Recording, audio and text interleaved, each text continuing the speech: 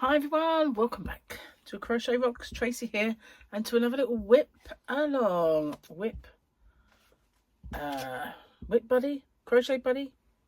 Still doing this project, but yeah, I want to get quite a bit of it done if I can today. So, how are you guys? Good, I hope. Have you got crochet with me to work upon? If you have, what are you working on? I'm doing this is a blanket, and I don't work on it all the time because it does contain wool. Oh, I should have lowered. Let's have a look. Here we go. So yeah, I should have. What was I going to say? Oh, I can't remember. I'm not going to work on it all the time because it has wool, and I'm allergic to wool, but it's a soft merino. So if I do bits and bobs now and then it's not so hard on my hands. The thing is, if I do it too often, I'll end up with rough skin, which is really hard to get rid of.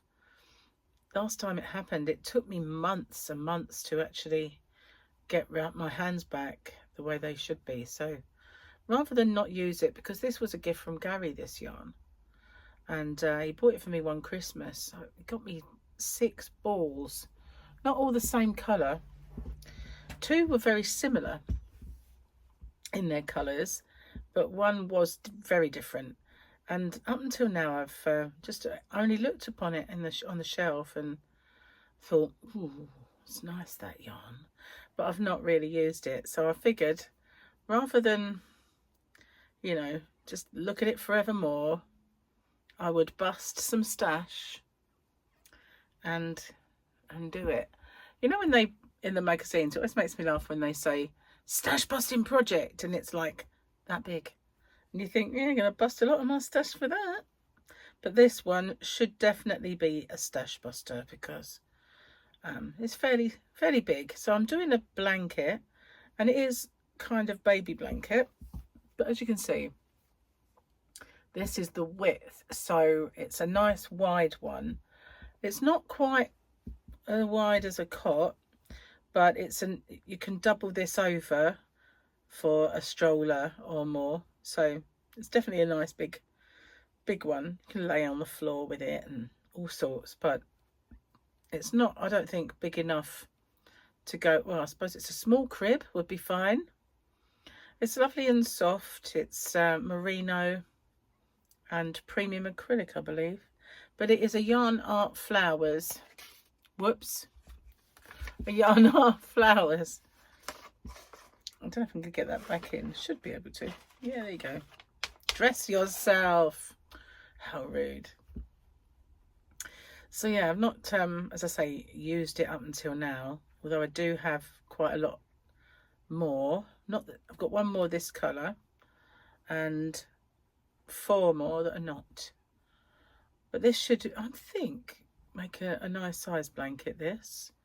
And hopefully when I get to the end, I should have enough blue for a border, because I will end on the other colour, the other ball blue.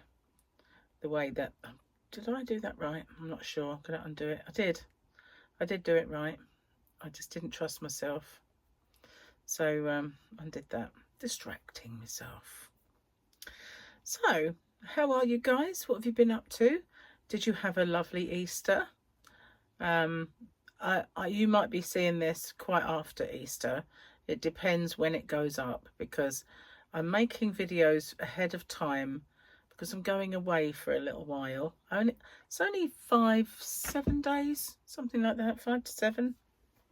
But yeah, I'm going to make some videos to pop up while I'm gone, and I will make my usual blog while I'm away and show the sights and the ship. And I'm going to Denmark and Sweden. One of them is going to be a Viking experience. I'm really looking forward to that. And so yeah, we'll be showing bits and bobs as I'm out and about. And although I'm in Denmark, I'm not sure that I'll be anywhere near Hobby, whatever it's called. Although they do have a big superstore there somewhere. I need to look to see where it is and if I'm anywhere near in the port, and if I've got time, because we did book excursions, if I've got time before the ship leaves and stuff to try and find it, and if I can get an Uber or find it, we'll see. But if I can, I will pop in, but I just don't believe I will. You know, it annoys me when it gets to a certain size. It becomes hard to control. It's not even really there yet. I suppose it's because they've done it wider than just a little baby blanket, so it makes it heavier. Maybe that's what it is, I don't know, but it just pulls, the weight of it pulls it down, and it also kind of gets hard to control the ends flapping around. So I think I was wearing this t-shirt in my last WIP along, and I did toy with the idea of changing. I thought, oh, it looks like I wear just one thing, but I decided no, I'll just do it. All my giveaways are the same shirt for a very long time, so yeah, why not? So I was on a diet, I was doing low carb, and I did really well. And guess what I did over Easter? I ate chocolate. Because it's Easter, and I allowed myself to be silly and come off it. But tomorrow is normal day. It's Easter Monday today. Tomorrow's a normal day. So I shall just get back on the diet and sort myself out and try my best to undo the little bit of damage that I've obviously done with the yumminess, and get a little tiny bit more off before I go on holiday. I don't intend really to starve myself, but I just want to make sure that the things I'm going to wear fit and stay fit in throughout the trip and are not tight and horrible. Oh, it's lovely and sunny today. Gary is in the garden. He is now cutting the grass, I believe. He's been out there preparing some work for when Harley and Alfie come. And Alfie wants to help him with it. So he's been preparing that. I'm getting an ache in my thumb. But he's cutting the grass now. He resisted the urge to do it earlier because it's been so damp and wet and cold, so it never dried out. But he's now going out there and doing that. So this is it. Look, it's ombreing. We are ombreing. I'm kind of I mean, although it is ombreing, it's still ombreing in bands, which is all right, I guess, but it's not the way I imagined that it would ombre. I just thought it would, you know, gradually change and then you wouldn't see that. But it's not ugly. It's all right. And as you know, I like blue. If you've watched me for a while, you know that I love blue. It's one of my favourite colours. I used to say it was my favourite colour, but you know, I love so many now. And you know, how can you have one favourite when there are so many gorgeous colours to choose from? Anyway, babe, I'm going to take a project with me when I go. So I'm hoping to get this one done and finished. I have another big project on the go, which I started off long before Christmas. It was going to be a little Christmas present. Well, it's not anymore. But I'm making a Captain America blanket for Gary's niece. And so I might take that with me and finally get that done while I'm away. If I get the opportunity to crochet, because there's always so much to do and so much fun to be had when you're away that I might not get anything done. But I'll take something with me just on the off chance, you know. So was it the last trip I went on, the one before? I did take some yarn and I didn't take a project, but I took stuff. And when the little thing came round to say what was happening, they'd arranged a crochet and knitting group So I thought, oh, well, it was on a sea day because it was cruising. And I thought, well, you know, I might as well go along. So there was about 5 of us. And I took my hook and my yarn, and I actually come up with a square while I was sitting there with them, and made one of my Year of Granny squares. I don't remember which one it was, but sitting there kind of just worked out a nice little square to do. I didn't even think about it. I was just sitting there playing with it, and that's what I come up with. But I don't know if they'll do anything like that this time, but they might. So I might take the project, as I said, and something else, because it might be difficult to concentrate if you're chatting to people on the Captain America blanket. Plus, it's quite a lot to... I need to also lay it out and decide how I'm going to put it together, because I haven't really even got an overall plan, winging it as I go. Because it was... Although I have been recording bits to do a tutorial with it, it's wasn't necessarily the reason I was doing it. But I've also started doing a beginner's course, and I know I did one before, but this one was suggested to me by YouTube itself, and so that this coming week will start airing, and I need to kind of do a few more bits for that, and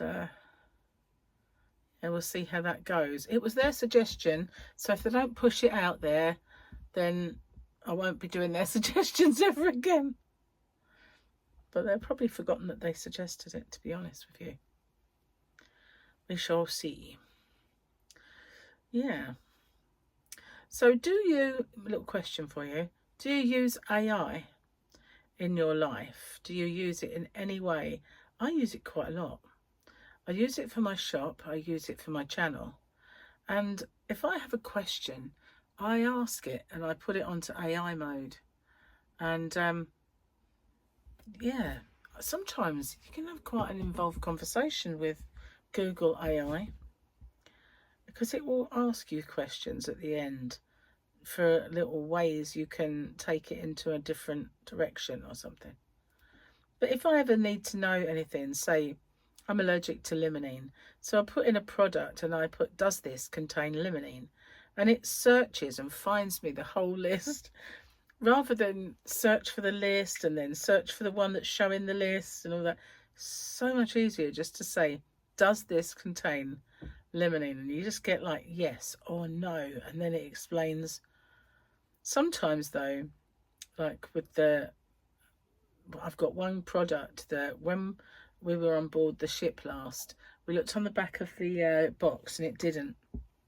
And then they, when I had my hair done and I had the treatment, I bought a product from them, but that product does, because in some countries they have it, and in some countries they don't, and it really depends where you buy it. So when they bought their stock, they bought it in an area where it did contain limonene, but when we were sitting there looking at the products before he did my hair, the products didn't have it. So the one he had didn't, but the one he sold me did. So obviously I never looked at it again until I ended up thinking, why is this problem with my eye not going away? What caused it in the first place? What's going on? So I kind of looked to see if it had it, and it does. So when I did a search as to why does mine have limonene when it didn't, it come back with the answer that it depends on the area that it was bought in. So you really got to be careful, haven't you? You just can't trust it. It might say it doesn't have it in your country, but if it's been purchased in Europe or something, then it could have it in, which is all wrong. It should just be the same for everybody. What it is should be what it is. These companies do annoy me. We were talking about food the other day, about, you know, all of the chemicals that are in our foods and all of the things that have happened. How it came about was bacon. We're talking about bacon causing cancer of the bottom. Why am I such a fairy that I can't say the words? And because, you know, years ago when our dads and granddads ate bacon, they ate different bacon to what we get given these days. And it's the modern day practices of farming that have made it full of nitrates. So I buy something called naked bacon that's not cured in that way. It's cured the old-fashioned way, so therefore there's no nitrates in it. And I have this running battle with Gary that he thinks I don't have normal bacon, I have special bacon, and he wants normal bacon. And I said, well, mine is normal bacon. It's the bacon that your ancestors ate, if you like. It is normal bacon. What you're eating now is not normal bacon. But you see, it's trying to change those habits with someone who's set in their ways. So I just say, well, I'm not going to eat that. You know, I'm not eating something that's pumped full of nitrates because I already had cancer once. So I don't want it back. So it's not just in things like that. It's in ham. It's in all processed meats, the way they farm them. I mean, who remembers back to when they caused scrapie in sheep by feeding sheep products that had sheep's brains and offal from other sheep, like basically making them cannibals. And then it happened in beef, and we had mad cow disease. You know, it started off with salmonella in our eggs back in the 80s, and there was a famous speech by Edwina Currie in the House of Commons. They all ended up calling her Egg Weiner after that, because she basically said that most of the egg production in this country was riddled with salmonella, and she wasn't wrong. But they ridiculed her because obviously she decimated the farming and sort of like egg sales, but it cleaned up farming techniques with eggs. We didn't have eggs riddled with salmonella anymore. But good old Egg Weiner. But you know, it's just one thing after another. Hormones in our food, all the pesticides and everything else leaching into our soils, and modern farming is all about money. It's all about money, not healthy aspects. I know, you know, there are some, I guess, that are not like that, but big business farm is what I mean. You know, big business farming. Not so much the little farmers, maybe, but it's the, you know, the feed manufacturers are unscrupulous, or it's all wrong. But who can afford to be completely organic? Anything healthy, it's got purple in it now. Anything healthy costs a fortune. That's why, you know, it's so much easier when kids are hungry and you haven't got any money, that they end up on things like McDonald's and chips rather than something healthy and wholesome. You go to the supermarket and anything healthy costs a fortune. And, you know, parents who are struggling are not going to be able to buy that. But, it, you know, and then, that conversation then led to the people who made us fat during the 60s with all their packaged foods and corn oils or whatever they are. Rather than eating wholesome food, instead of making a spaghetti bolognese, it was easy to go and buy one, wasn't it? And instead of sitting there from scratch making a curry or a casserole, it was easy to use a packet, and all these hidden things in them, chemicals rather than ingredients.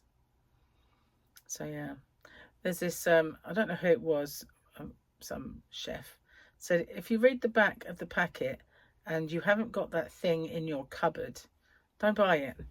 If you can't have that thing in your store cupboard that you can read on the back of that packet, then don't have it, don't buy it. So yeah, anyway, I've gone off on a tangent, haven't I? But I try and make things from scratch whenever possible. So if I make a curry, I make a curry. Don't buy one. You know, and I won't, if you can have things like spaghetti bolognese, I won't even buy those jars, because I'll buy passata and make my own herbs and stuff to go in. But I won't buy one of those jars, because if I do, I don't know about you, but they just repeat on me. And they might taste okay at the time, but I'm tasting that all day.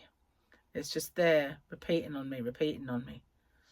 So, all you need to do is use tomatoes, oregano, seasoning, and you're there. Why buy a jar when you can do that yourself quite easily? But no one teaches it anymore. No one's going to know. So we used to have home economics when I was at school. Right from primary school, we did cooking, we did sewing, we did cooking, and all those things. I don't know if they still do them in schools even. I know they do a bit of cooking, but I don't think they do as much.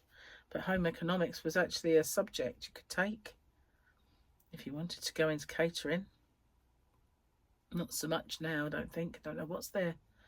But wow, getting on with this. Got my glasses on and I'm still going blurry-eyed.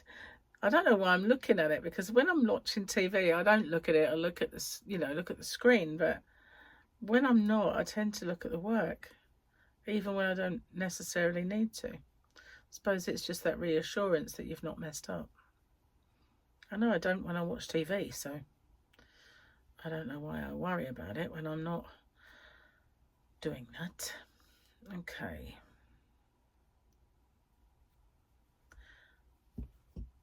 Another row bites the dust. So yeah, we're getting lilac-y now.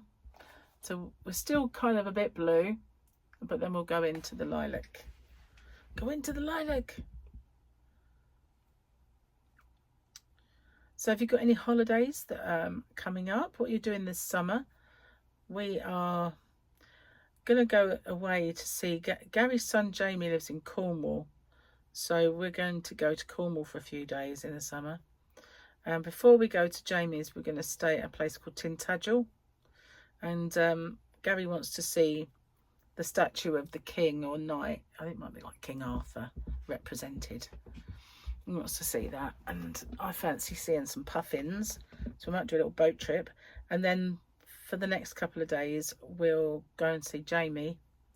And last time we went there, we went around Charlestown, which is where they filmed Poldark, and did a few bits and pieces. And Jamie said he'll take some time off work and come out with us, which will be nice because we haven't really seen him for a while. And so that'll be good. As long as we got nice weather. Cornwall is breathtaking and can be really gorgeous. So hopefully the weather will be good. But it is lovely there anyway. So I might try and seek out some yarn while I'm there. I did last time. I found kind of a market where, and the yarn that I found there, I ended up getting for my shop, and don't have it anymore, but it was yarn I'd not seen before, so it was really, really good. So I will definitely try and find somewhere to buy some yarn this time when I'm there. Yeah, should be fun. He lives near a place called St Austell, and right by the sea, so that's nice. It's a little bit further from the sea than we are.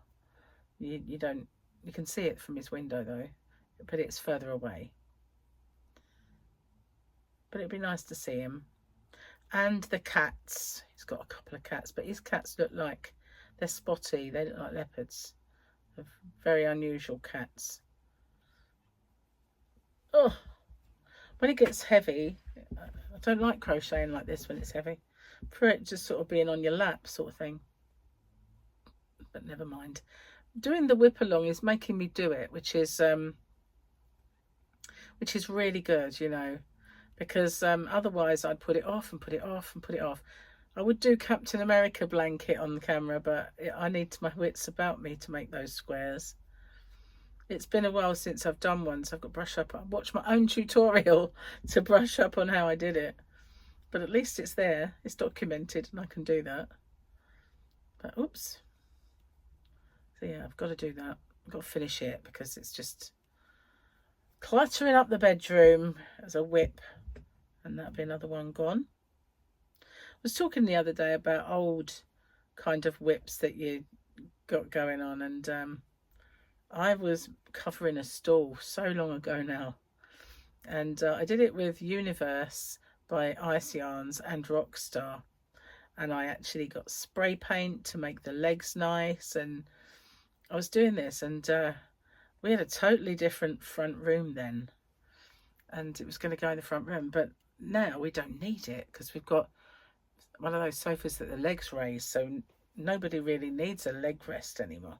So what I might do is eventually is finish that off. I mean, I haven't got much to do. That's a stupid thing. I might finish it off and use it for the decking, so that when we're out there, because when I'm on my egg chair, I don't touch the ground. I can't. And so when I put my feet up, I tend to put them on the bars of the decking, which is a little bit high, and it's too high really. So that would just be nice. I could put my legs up a little way to stop me from spinning or bouncing up and down, and still have a comfy little place for my feet. So I might do that. I might put that on the decking. And this year, well, I mean, I could do it today. The weather's lovely, but you know, when I've got the house to myself and it's nice, I might do some outside broadcasts. You know, I did actually do a live in the garden once, called it a garden party of one, and anybody else who wanted to join me. So I might do it out there a couple of times. The only reason I stopped was because I think there was a couple of people, but one of them being Linda, just a crochet sister, I was making her feel seasick with my moving about on my egg chair, which is, if I had the footstool, I wouldn't really move about so much. But yeah, so I kind of stopped doing it out there because of it, and it was really hard to get the light right as well. It's just either ridiculously bright. Oh, and the other reason is because the woman who, well, funny enough, she used to visit the guy who lived next door to me, but he died. And she visits the new guy who lives next door to me now. But she used to kind of go out the garden and she'd put her head over the fence, and I found it really difficult to do when I knew someone was listening and all that. So that might happen again though, but hopefully not. I'll try and pick times when it's all quiet out there, and but you just don't know when the door opens and they come out, and it makes me very self-conscious as well. So yeah, but I'll try anyway. I'll try and get some outside stuff done, and when we get back and we get kind of underway properly and trying to be a bit more healthy and eat properly after our trip, then maybe we'll do some walks like I used to, where I would walk along the seafront and take you guys with me and stuff like that. So yeah, we'll be doing that, just get out and about, and maybe do some days out as well, out and about. Wowza. And I shall also go and see Michael, my youngest son, and maybe there'll be a bit of filming to be done around there. Might be nice. Some out and abouts. So yeah, I like this pattern. It looks quite nice when it's all, it kind of goes in, it's almost like in lines, isn't it? But I like it. It also has as well as looking like lines from a distance, when you're up close, it has kind of a zigzag, which is pretty cool. And it's the same both sides. One row repeat. So identical on both sides, which is good. So it doesn't matter what way round you have it. Oh, I actually, earlier, I keep getting a little jolt through my back, because earlier on, I don't know what I did, but I must have twisted, and since then I get this like little nerve pain that just shoots through my side about here, and if I don't sit right or it catches it, it's not that great, but it's not like I've pulled it or anything. It's just a kind of a little shock, like a little electric shock that goes through that just there, and then very localized, thank goodness. But you know, those things can become a spasm if you're not careful, so hopefully not. But I think it was because I went down to get the bin. I emptied the bins. Because I do tend to throw my notepads and stuff, that when I'd rip it, you know, write stuff down, I throw it in the bin, and all my crochet tails end up in that bin, and cans of drink when I bring them in. So it was a bit, you know, full. So I took it out, and I think bending down, I managed to pull my back a little bit. Yes. So, have you been watching any good series on the TV? Because I'm in need of one. I'm okay watching, at the moment, Peaky Blinders with Gary. Although that will come to an end very soon. So we'll need something for both of us to watch. But I need something to watch of an evening when he's in bed because he goes to work early or something. I need a new show to watch. And I've watched a lot of the good ones. I've watched Pluribus. If you haven't seen that, that's very good. That's like a sci-fi, but with a completely different twist to anything else. The way it's very clever, Pluribus. Very clever.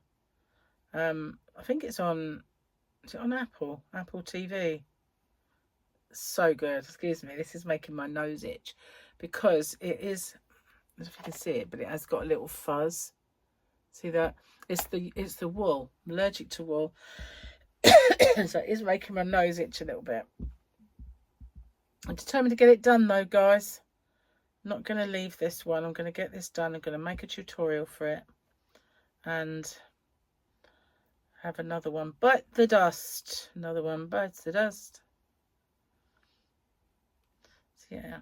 So yeah, we need some good shows. I mean, I've watched Landman, watched Tulsa King, Pluribus, watched all of the Yellowstones and the Yellowstone spin-offs. Hopefully there's going to be a Mandalorian soon. I know Gary said that there might be a Boba Fett, so obviously he'll want to watch that. But I've watched a few cop things. I don't really do cop shows as such, you know, like the days of when everybody watched Cagney and Lacey and things like that. Those are kind of gone, I feel. They're out there, a few of them, like various ones, but I never watch them. Even ones that are a little bit different, like Vera or something, I never watch them. They're kind of yesterday for me, cop shows. I do watch things that, you know, Beth from Yellowstone, she was in something a little while ago. Things that are a little bit more psychological and, you know, serial killer-ish or something, I will watch. Where there's maybe a cold case that's been renewed by a current thing, that like with, I can't remember what it's called, but I watched that. And what else did I watch? Popped in my head then and it went. Things like The Fall and Happy Valley, they're so good, those shows. That's what I really need. I watched After the Flood, and it really dawned on me the other day watching Peaky Blinders that the woman in After the Flood is the sister Ada, isn't it, from Peaky Blinders? Didn't put the two together when I first saw her in After the Flood. I just knew I'd seen her somewhere before, because she's so different. She's got long blonde hair, and but I looked at Ada the other day and I just suddenly thought, oh my god, that's the same person. Huh? Funny how that happens. But of course I think she's also a little bit on the thinner side in that. But anyway, I watched that and they're really good shows. Good bit of British shows, that's what they are, good British shows. But I do need some, and of course my favourite one is 24, and I keep seeing an advert that says that there's going to be a 24 season 10 and all episodes will be available at once. But whenever I see it, someone always puts underneath fake. It's like, Urgh! So I don't know if it's true. I know there's been talk of a movie, but you know, I don't know if it's true or not, but I really hope so, because I love 24, but they do say it'll be the one that ends it. So I hope they don't kill him off. Not allowed to kill Jack. I love Jack Bauer. It's one show that I've watched over and over again. Not straight away, but after a while it's like, oh, it's time I watch 24 again. And I've been able to watch that time and time again. Just absolutely love it. Damn it, Chloe. Love that program. And another one that I really, really loved, along similar-ish lines, was Homeland. You know, with Kerry Matheson. That I loved that. Brilliant show. And I've watched that a few times. There is nothing like it. And Designated Survivor, that had the potential. It was really good at first, but it kind of waned, if you know what I mean. I think it's because that was kind of coincided with writers' strikes, you know, when they come along and ruin everything and all that. And was it a director's strike or sound or light, something like that? I can't remember now. But a couple of times it was writers' strikes, and other times it was someone else, production crews that strike. And that, you know, you start getting a really good show, and then something comes along and kills it dead. And it really put me off of getting involved in like those American shows after that, because you thought, well, how do you know it's not just going to get cancelled, or they'll go on strike and it will never get finished? So it really put me off for a while of getting involved in any new ones, because, you know, it's just not fair to leave you dangling. Do I seem like I'm obsessed with TV? Gary thinks I am. But, you know, the little light box in the corner of the room has been an endless sort of source of entertainment since I was a little girl. So, you know, what? Can't break the habits of a lifetime. Can you really? What else is there if you don't? YouTube. Me. Watching moi. But, you know, YouTube has opened my eyes to a lot of new stuff, and you don't have to wait for anything anymore. Like the latest thing I'm watching is S4, the Bob Lazar story, because I am well and truly into this disclosure stuff. I can't call it science fiction because it isn't. It's science fact. And I'm really into all that. And I've watched The Age of Disclosure a couple of times. Watched once with Gary, made him watch it. And S4, the Bob Lazar story, is the next one. I half watched it. Well, no, wasn't half. I watched about 30 minutes of it, but we'd been watching TV quite late and I was so tired. But after watching that first little bit, because a lot of people are saying it is a liar, but he's not. And there's one thing that showed me that he was telling the truth right at the start, because they tried to erase him from all records of saying that he worked at Area 51. They tried to erase his credentials from MIT. They tried to do a lot of things. And they did erase people saying, no, never heard of him, he didn't work here. But they forgot to take his name off the telephone directory of Area 51. And there it was, in big bold letters, Robert Lazar. And then the other thing that kind of got a bit of Leon buff, that showed me it was true, is when they were showing Google Maps Area 51 and around Groom Lake and the other over the hill to where S4 was, there was this orangeness about it. So when they panned out, they'd put a patch over that part. It was like a big square that was just orange. So it worked to make it a little opaque, so you couldn't really see what was going on. But if you kind of change the contrast and zoom in, you can see roads that lead there, and car tracks, and the doors that are cut into the side of the hill, like the side of the mountain. All of the doors of the hangars, you can see them. So if there's nothing there, if he's a liar, there's nothing there, why go to all the trouble of obscuring that part of Google Maps? Why hide it? Why make it all that area obscured if he's not telling the truth? and why have roads that lead nowhere at all then?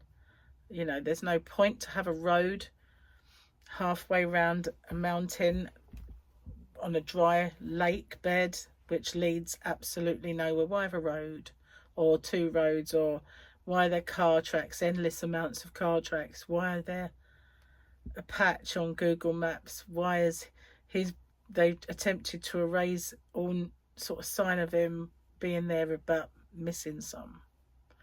You know, it just shows me where the lies are and whose the truth is. So anyway,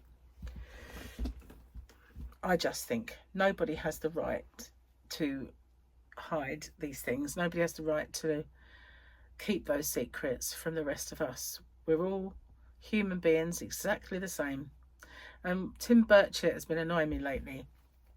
Now, he was kind of pushing for disclosure, but he keeps saying things like, if people knew what I knew, if people know the truth, it will unravel. You know, the world will be on fire. And you think, well, why? Are you made of sterner stuff than I am then? Am I some pathetic little willowy person that, you know, can only kind of think about fluffy kittens? Can I not accept the truth of the world? Of course I can. If you can handle it, mate, I can handle it, because I am, you know, women are the strongest of the species. I don't care what they think. Strongest in our minds. We're the nurturers, the ones that have to, you know, look after the family and run the house and do all those things. We are stronger than, and a lot of us work. You know, we've actually got pretty lot of responsibility in our lives now. You know, we're not soppy little Stepford wives that just bake cakes and stroke cats. We've got other stuff. We're completely and utterly able to accept and to know the truth. If he can handle it, then I know I can handle it. So it just annoys me. That really does annoy me. It's like being told you're too much of a child to accept this. So yeah, that's what you think, mate. That's what you think. I have survived much more than he, much more things in my life, and still standing after it all. So yeah, I think they underestimate us far too much. Anyway, that's just my little soapbox moment anyway. But, you know, I'm kind of a bit disappointed in him for saying all that stuff, because I thought he was kind of on the side of disclosure, and, you know, that people should be aware of what's going on in the world and the worlds and, you know the truth. Why should they keep anything? And they say national security, my eye. National security, international security too. It's all bunkum. You know, because they're keeping it from us, but you bet your life our adversaries, they all know the same stuff. Because if they have it, they're striving for it, then so are they. And it's not a case of winning some kind of Cold War-ish type thing. Oh, looky look, it's getting there. Anyway, I won't talk about it anymore, but it does bug me. I should make a top. Definitely should make some wearables. Definitely should make some wearables. Maybe if I didn't have to wearable such big wearables, I would do it. That's the thing that holds me back on it. You know, it is. Don't like making them this size. Don't want to be this size. So, you know, the annoying thing is, you know, I lost so much weight and then I met Gary, but I was actually slim when I met Gary. If only I hadn't allowed myself to be like stupidly put it back on, be fine. But I didn't put all of it back on. I have never done that. I've never put all of it back on, but more than I'd like, for sure. So very annoying. Constant battle that has been since about, what, 16. I guess if I'd never dieted in the first place, then I would probably be fine. But because at school everybody looked different and you yo-yo diet, just destroys your kind of metabolism. And here you end up a little bit bigger each time. Lose a bit, get a bit bigger, lose a bit. Oh, it's like a vicious circle in life. Fluffy's behaving very strangely today. I think she's a bit discombobulated because Gary's been outside. But, you know, she often stays out there while he's out there. But she didn't want to go anywhere near, didn't really want to go near her food today because he was out doing the garden. And then he went up on the decking, which is where she sort of sits and she has her food. And that was it. She just wanted to be inside. And it was like, for goodness sake. It's not like he's going to do anything. He's never hurt her or anything. She just runs away from him. Strange cats. Strange. I don't know. I put her out there once he came in and he had breakfast. I put her out there on the decking, and I think she might still be there. But it wouldn't surprise me if I go out to give Gary a coffee soon and she's actually sitting inside because he's out there. Especially if he's mowing the grass, because that's noisy, isn't it? Cats don't like noise. You know, you see these adverts of cats that sit on hoovers. Not mine. The minute you even touch, she's gone. You only have to touch the handle and she's out. She's gone. It's like, no way. Don't even have to put it on. She flies. Just don't even... Oh, that thing's going to start. The cat eater. It's not like I've ever chased her with it either. She doesn't got any bad memories of hoovering. But off she goes. Like a bat out of hell. Like a scalded cat. Why is that? Mate, crazy cat. I had a dream last night and I know it had cats in it. I can't really remember it now. What is that all about when you dream and then you wake up and you just can't remember the dream? It's just weird, that, isn't it? Don't you think? You're going to dream. Just remember it. Just remember vaguely that I did and there were cats in it. It's strange. So when I get to the end of this particular row, I'm going to stop because I've done quite a bit, and I'm going to give my hands a break from wool because I don't want the allergy to start me getting some rough skin. So I will stop and then I'll leave it for a few days before I pick this up again. Whoops, nearly made a mistake. I've got far to go now. But that's how I'm trying to get this done, work with this stuff without it causing me too much problems. And I know when it's time to stop because I start to feel prickles. Like I just had a prickle there. There's nothing to prickle me. It's purely allergy. But where I've been touching it long enough, it's starting to feel like these little irritations, these little prickly niggles. And that's when I know I've got to put it down now.